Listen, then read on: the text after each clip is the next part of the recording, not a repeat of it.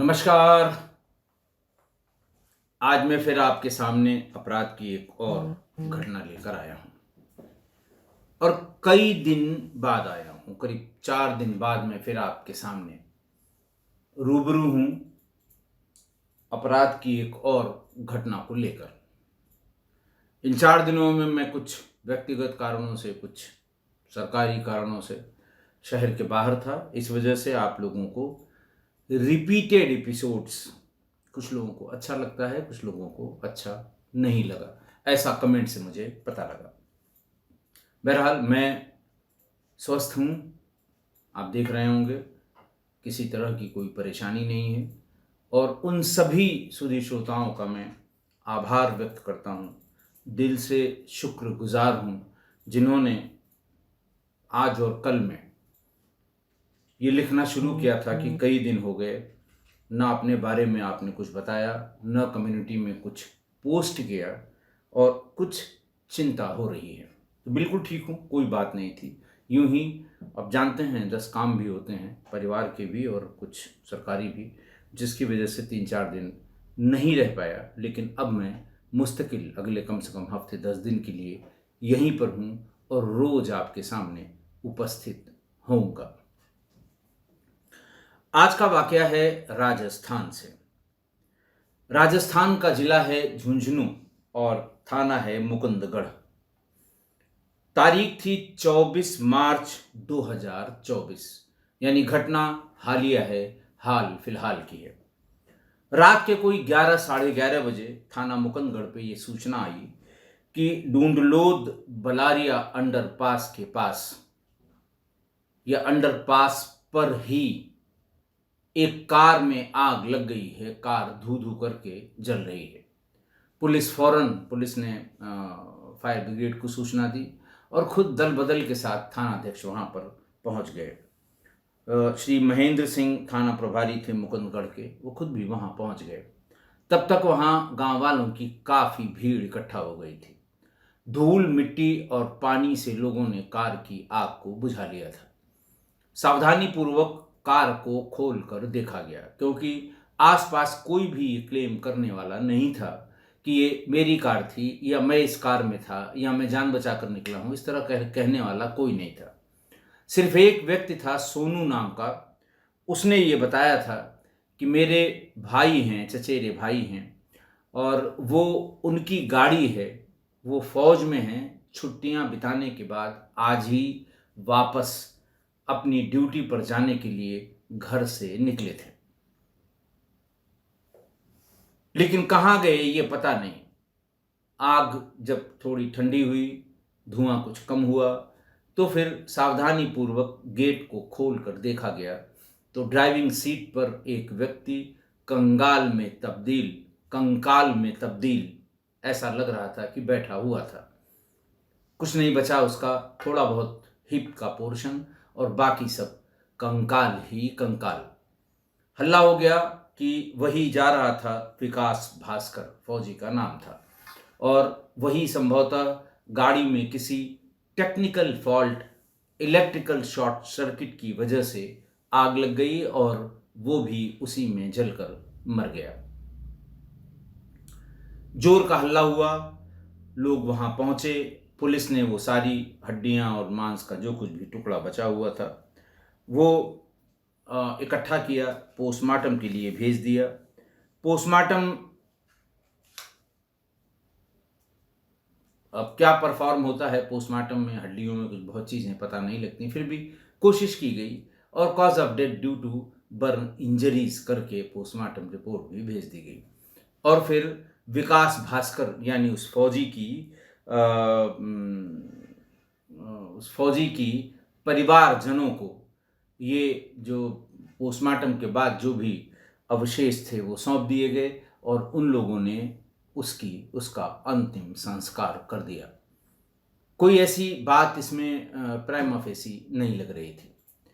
लेकिन अगले दिन इस घटना में एक पेच आया, एक जिसको कहते हैं कि एक बात और सामने आई। उन्हीं के यहाँ काम करने वाले महेश मेघवाल, विकास के पैतृक गांव में उनके पिता के घर खेती किसानी का काम करने वाला महेश मेघवाल शाम से ही गायब था। महेश मेघवाल के घर वाले थाने पर पहुंचे। थाने पर उन्होंने कहा कि साहब उन्हीं फौजी जिनकी कल कार में जलने से मृत्यु हुई है, उन्हीं के यहाँ हमारे भाई, लड़की ने बताया कि हमारे भाई उन्हीं के यहाँ काम करते थे, पिछले कई वर्षों से काम कर रहे हैं। घटना के बाद से उनका कोई पता नहीं है।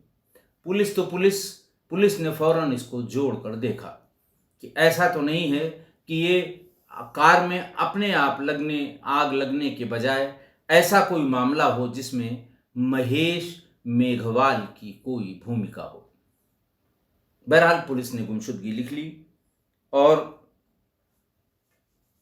गुमशुदगी लिखने के बाद पुलिस ने तलाश करना शुरू किया कि आखिरकार ये महेश मेघवाल कहां चला गया। घटना जो हुई वो हुई, महेश मेघवाल कहां गया। बहरहाल वो जो अवशेष थे, जिस अवशेष को परिजनों को सौंपा गया था, वो जब पोस्टमार्टम के लिए गए थे तो उसमें तांबे का एक कड़ा, जो संभवतः उस आंच में या उस आग में गल नहीं पाया था, वो रह गया था। लिहाजा पोस्टमार्टम करने वालों ने उसको अलग किया, पोटली बनाई और थाने को वापस कर दिया। जिस समय गुमशुदगी लिखी जा रही थी, यानी महेंद्र सिंह जो थाना प्रभारी थे मुकुंदगढ़ के, वो जब गुमशुदगी लिख रहे थे तो उन्होंने बताया कि भाई पहचान की कोई बात बताइए महेश मेघवाल की, जिससे अगर जिंदा या मुर्दा उनका पता लगे तो हम ये तय कर सकें कि ये महेश मेघवाल ही है। तो घर वालों ने तमाम और कपड़े और शक्ल सूरत बाल हाथ पैर के अलावा एक बात और बताई कि वो हाथ में एक तांबे का कड़ा पहनते थे। जब दूसरे तीसरे दिन पोस्टमार्टम हाउस से वो सामान, जो सामान्य रूप से किसी भी डेड बॉडी का पोस्टमार्टम जब होता है तो डेड बॉडी के शरीर में जो भी चीज़ें होती हैं वो निकाल कर वो थाने को दे दी जाती हैं पहचान के लिए, खासकर कि या तो परिजन उसको ले जाएंगे या फिर अगर मुकदमे से रिलेटेड होगा तो कल को उसकी पहचान कराई जाएगी।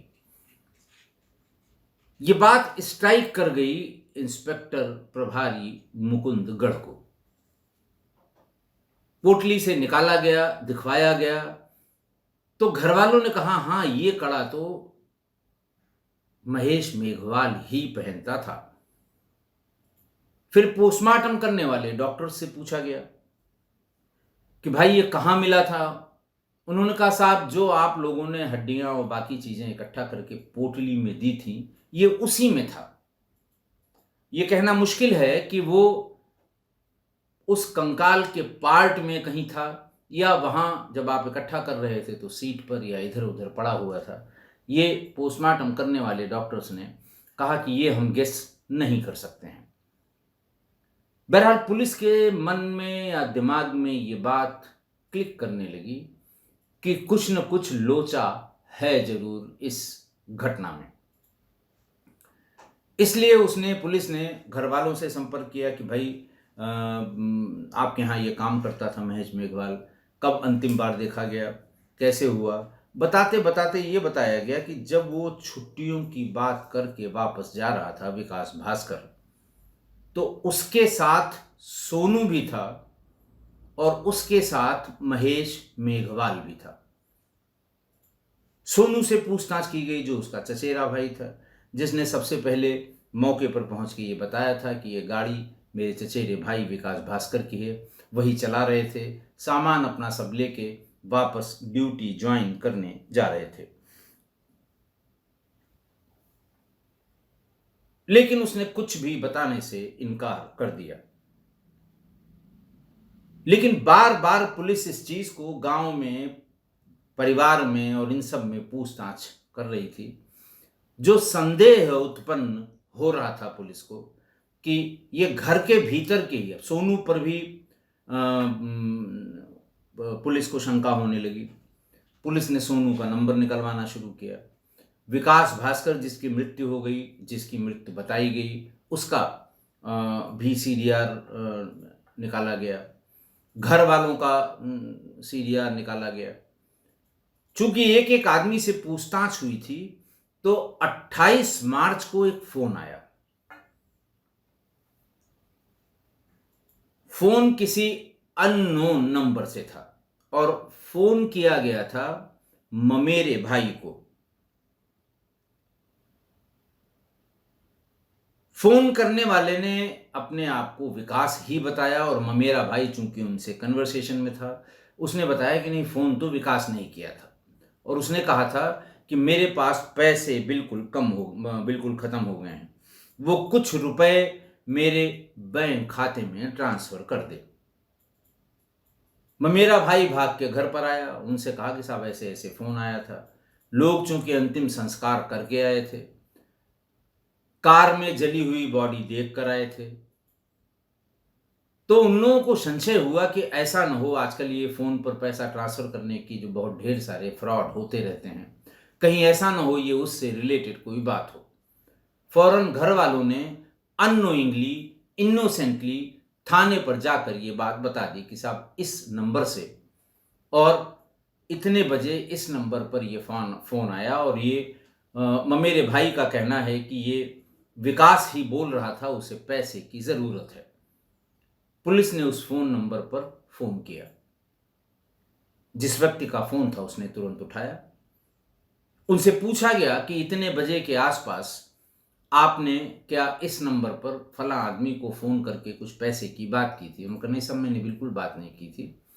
मेरे साथ मेरी सीट पर एक व्यक्ति बैठा हुआ था जो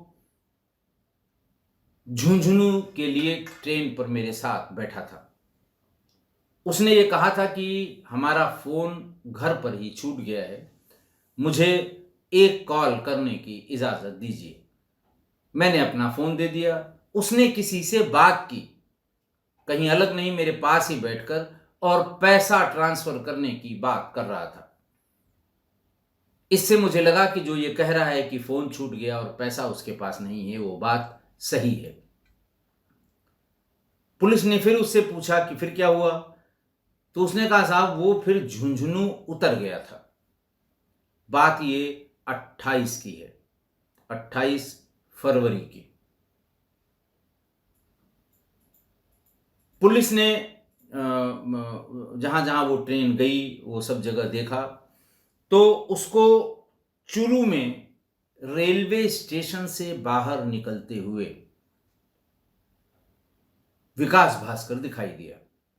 पुलिस ने लंबी लंबी सांस ली कि विकास भास्कर जिंदा है।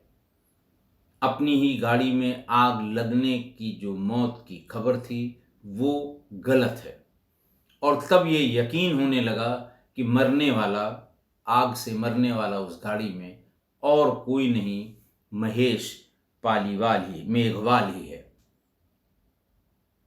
पुलिस ने फौरन उसको ढूंढना शुरू किया। आगे वहां से कहां गया और कैसे गया, लेकिन बहुत आगे तक सीसीटीवी ट्रेल पुलिस नहीं उसका ट्रेल नहीं रख पाई। लेकिन सब जगह यह हल्ला हो गया कि विकास, चूंकि सब ने उसको सीसीटीवी में पैदल चलते हुए देखा था, लिहाजा किसी को शंका नहीं थी कि मरने वाला विकास भास्कर न होकर कोई और है।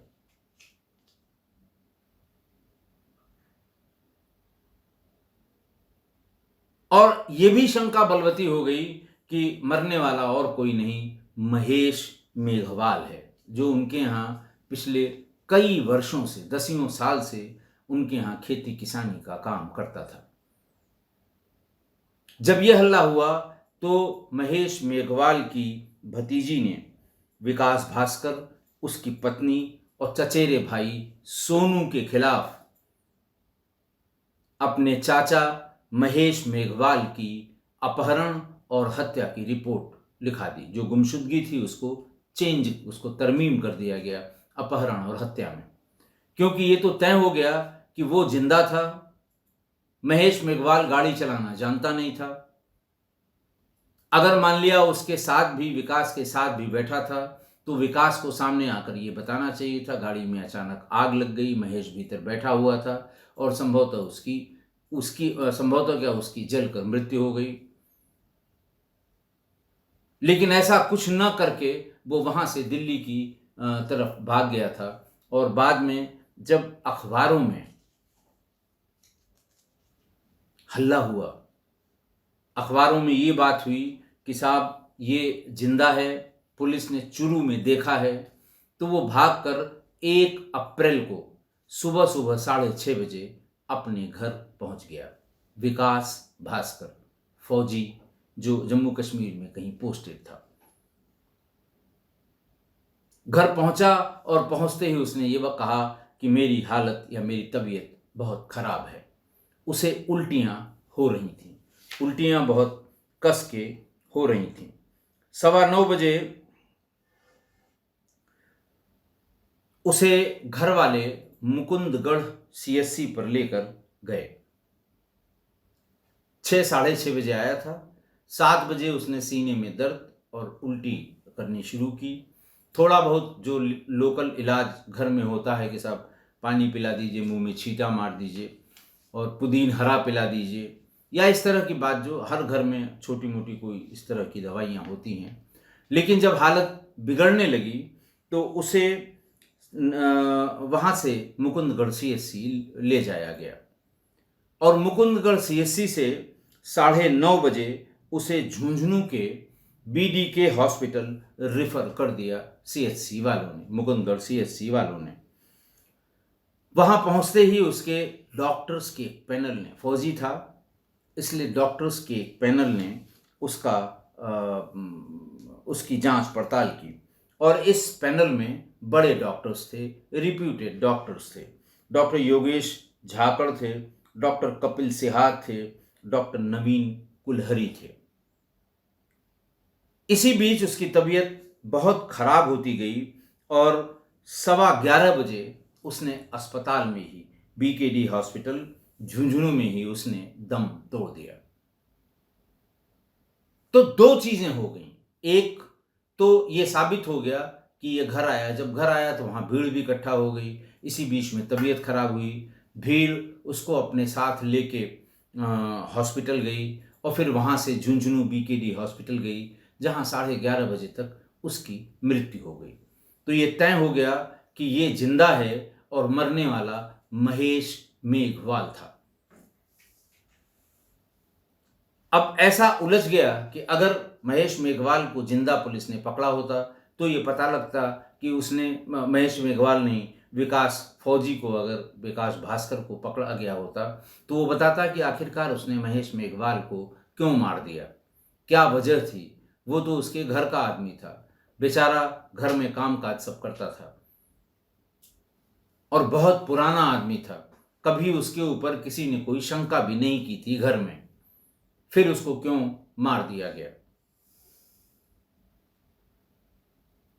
तब सोनू से ये बात पता की जाने लगी कि अकेला एकमात्र आदमी सोनू ही था। सोनू ने यह कहा कि साहब हम तीनों लोग यहां से निकले थे, मैं थोड़ा पहले ही एक दुकान पर रुक गया कुछ सामान लेने के लिए, घर के लिए, और इसी बीच में हल्ला हुआ कि आग लग गई। मैं भी भाग कर पहुंचा और मैंने सबको बताया कि ये विकास भास्कर की गाड़ी है, वही भीतर बैठा था, वापस जा रहा था ड्यूटी पर, वही जला होगा। लेकिन फिर पुलिस ने अपने तरीके से बातचीत शुरू की। बातचीत में ये समझ में आया, ये बात पता लगी कि करीब 1-1.25 साल पहले उसने अपना 1.5 करोड़ का टर्म इंश्योरेंस पॉलिसी यानी बीमा कराया था विकास भास्कर ने, और वो शेयर मार्केट ट्रेडिंग करता था बहुत जबरदस्त तरीके से। और इस बीच में शेयर मार्केट ट्रेडिंग में उसे बहुत बड़े बड़े लॉस हो गए।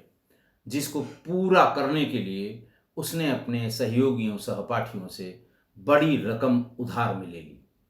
वो परेशान था कि ये उधार हम कैसे चुकता करेंगे, और तभी उसके दिमाग में ये बात आई कि अगर हम अपने आप को मरा साबित कर दें तो ये हमारा जो टर्म पॉलिसी इंश्योरेंस है, इससे हमको 1.5 करोड़ मिल जाएंगे, हम सबका उधार पूरा कर देंगे।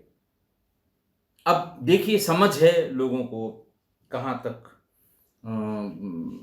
लोगों की समझ का क्या कहा जाए। पूरी बात तय कर ली, सोनू के साथ शाम को निकला और महेश को अपने साथ सामान रखने के लिए ले गया था। फिर बोला कि चलते हैं, जाने से पहले आओ हम बैठ के दारू पीते हैं। महेश मेघवाल भी थोड़ी बहुत शराब पीता था जब भी उसे मौका लग जाए या कोई पिलाने वाला मिल जाए। कस के उसे शराब पिलाई, शराब पिलाकर उसका गला दबाकर हत्या कर दी और उसे ड्राइविंग सीट पर बिठाकर लाइटर से उस गाड़ी में आग लगा दी, पेट्रोल छिड़क कर, और फिर वहां से सीधे दिल्ली भाग गया। ये बात केवल और केवल उसके चचेरे भाई सोनू को पता थी, इसीलिए उसकी भतीजी ने नामजदगी में पत्नी और सोनू दोनों को नामजद किया था विकास भास्कर के अलावा। बहरहाल पोस्टमार्टम इसका उसमें हुआ, उसकी जिसको कहते हैं कि इसकी टीम गठित करके इसका पोस्टमार्टम, पुलिस ने कहा नहीं साहब, इसका टीम गठन के बाद पोस्टमार्टम किया जाना आवश्यक है। फिर 3 बड़े डॉक्टर्स की एक टीम बनाई गई, डॉक्टर संजय आचार्य, डॉक्टर कपिल सिहाग और डॉक्टर शक्ति सिंह ने मिलकर इन कैमरा इसका पोस्टमार्टम किया। और प्राइमा फेसी अभी डिटेल, चूंकि डिटेल तो इसका जब विसरा जाएगा तभी विसरा की रिपोर्ट में ये बात आएगी कि कौन सा जहर खाया गया है, कौन सा जहर खिलाया गया है इसको, और कैसे इसकी जान गई है। लेकिन ऐसा लगता है कि उसे जब ये पता लग गया कि पुलिस अब मुझे ढूंढ रही है उसकी हत्या के सिलसिले में, तो शायद शर्म की वजह से, चाहे इस वजह से कि पुलिस उसके साथ फिर बुरा बर्ताव करेगी कि फौजी होकर भी तुमने पैसे के लिए इतनी गंदी हरकत क्यों की। वो जो जहरीला पदार्थ था वो ले आया था खरीद कर अपने साथ, और घर पहुंचते पहुंचते उसने पदार्थ खा के और पानी पी लिया था।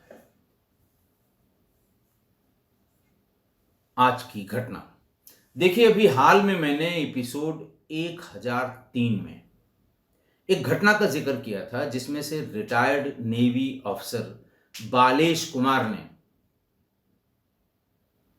हत्या के एक जुर्म में पुलिस से बचने के लिए अपने ही 2 नौकरों को अपनी ही ट्रक में बिठाकर आग लगा दी और पत्नी से कहा कि इन 2 में से एक की पहचान मेरे लिए कर लेना कि ये हमारे पति बालेश कुमार हैं जो जले हैं, इन दोनों में से एक बालेश।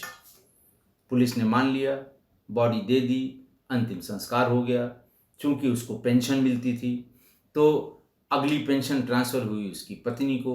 22 साल उसने पेंशन ली उसकी पत्नी ने, और पति बराबर उससे मिलता रहा। नाम बदल लिया, नाम उसने अमन सिंह कर लिया।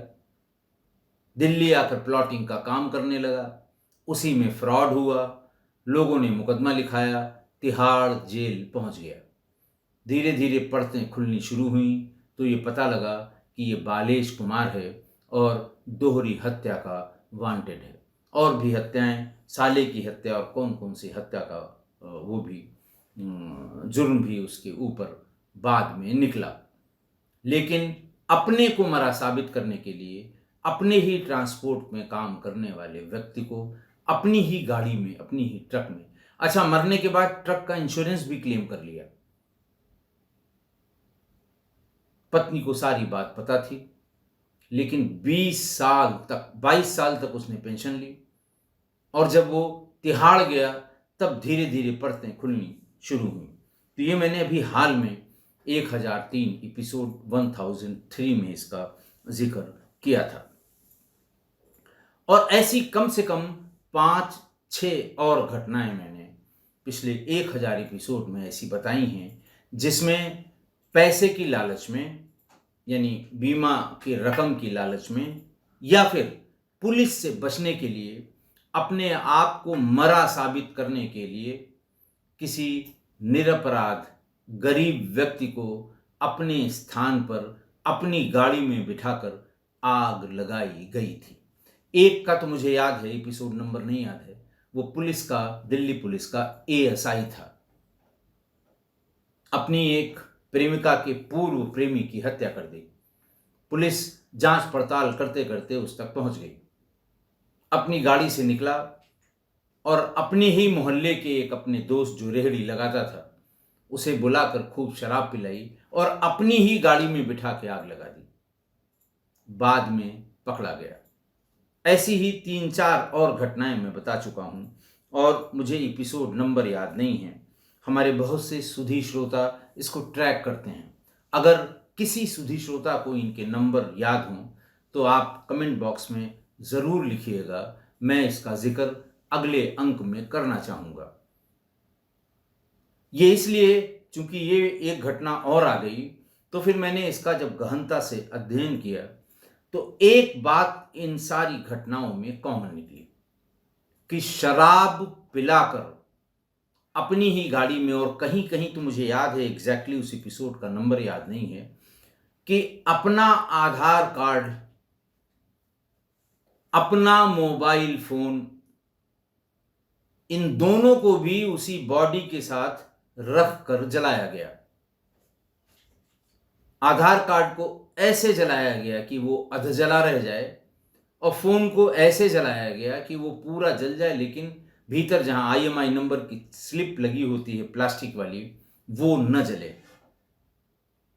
ताकि पुलिस को कोई डाउट न हो कि मरने वाला यही है।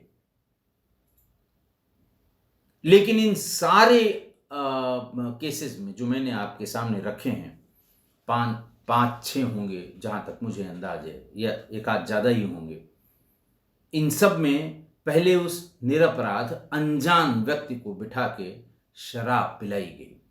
शराब के नशे में पूरा हो जाने के बाद गाड़ी में बिठाकर पेट्रोल डालकर गाड़ी में आग लगा दी गई, अपनी ही गाड़ी में, ताकि किसी को यह संशय न हो कि कोई दूसरा आदमी है। तो इसलिए इन सारी घटनाओं को देखते हुए, या इसका ये कॉमन फैक्टर देखते हुए, सीख लेने वाली बात यह है कि अगर किसी को अचानक आप पर इतना प्यार आ जाए कि वो आपको आपकी पसंद की भरपेट शराब पिलाने की इच्छा व्यक्त करे, ऑफर दे, और फिर उसके बाद उस अपनी ही गाड़ी में फिर ये कहे कि चलो चलो, अरे ज्यादा हो गया, आओ मैं तुमको छोड़ देता हूं घर तक, अपनी ही गाड़ी में बिठाने की जिद करे या बिठा ले, तो आप ये समझ लें कि इसके मन में खोट है। 100% इसके मन में खोट है। इसलिए एक तो अनजान आदमी के साथ बैठकर शराब बिल्कुल न पिए। वैसे तो शराब पिए ही नहीं, कभी न पिए, क्या ज़रूरत है, लेकिन मेरे इस ज्ञान को ग्रहण करने वाले बहुत कम लोग हैं। मैं जानता हूँ इस बात को, समाज की सच्चाई से बिल्कुल रूबरू हूँ मैं, नहीं मानेंगे लोग। और जब पी ही रहे हैं तो अनजान व्यक्ति के साथ और अकेले कभी शराब मत पीजिए। और शराब मान लिया आपने पी ही ली तो उसकी गाड़ी में कभी मत बैठिए। 4-6 लोग हों तो कोई बात नहीं है, गवाही देने के लिए बहुत लोग हैं। लेकिन अगर आप अकेला में हैं, शराब उसने खूब पिला दी और फिर अपनी गाड़ी में जाने की जिद कर रहा है, तो कभी मत बैठिए। इसलिए न तो अकेले मदिरापान करिए, ना ही उसकी गाड़ी में बैठिए, वरना क्या होगा? वरना आप पूरी तरह से जले हुए एक गठरी में बंध के पोस्टमार्टम के लिए भेजे जाएंगे, और आपका वो जला हुआ हिस्सा जो भी बचा हुआ है वो आपके परिजनों को नहीं मिल पाएगा, जिसके लिए क्लेम होगा कि साहब फलाने मरे हैं, उनके परिजन ले जाएंगे, वही उसका अंतिम संस्कार करेंगे। और जब तक ये राज खुलेगा कि नहीं साहब ये तो आप थे, तब तक वो जो बची खुची उसकी राख होगी, एशेज होगी, वो भी किसी नदी में प्रवाहित हो जाएगी। यानी आपका एक भी अंश आपके परिजनों को नसीब नहीं होगा। इसलिए कृपा करके मदिरा पान तो करें ही नहीं, शराब पिए ही नहीं। अगर आदत है आपकी नहीं छूट रही है, अनजाने व्यक्ति के साथ कभी न पिए, अकेले में कभी न पिए। अकेले का मतलब कोई पिला रहा हो और आप पी रहे हो, दो ही लोग हों, तो कभी मत पिए।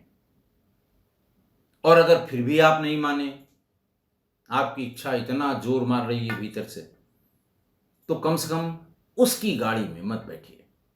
वरना आप देख ही रहे हैं, इतनी एपिसोड में बता चुका हूं क्या क्या हुआ है ऐसे लोगों के साथ। आशा है आप मेरी इस बात से सहमत होंगे। आज के लिए इतना ही। बहुत बहुत धन्यवाद।